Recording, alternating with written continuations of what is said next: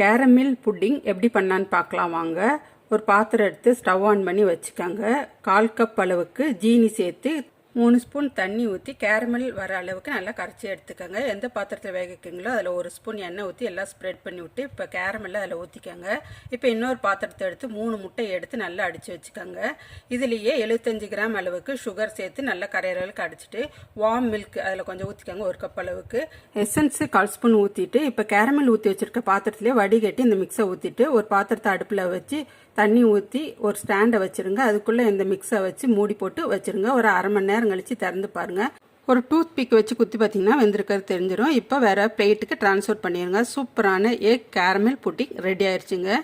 இதை கண்டிப்பாக வீட்டில் ட்ரை பண்ணி பாருங்கள். ரொம்ப சாஃப்டாக டேஸ்ட்டாக இருக்குங்க. இதுக்கு தேவையான பொருட்களும் கம்மி தான். இந்த வீடியோ உங்களுக்கு பிடிச்சிருந்தா லைக் பண்ணுங்கள். தேங்க்யூ.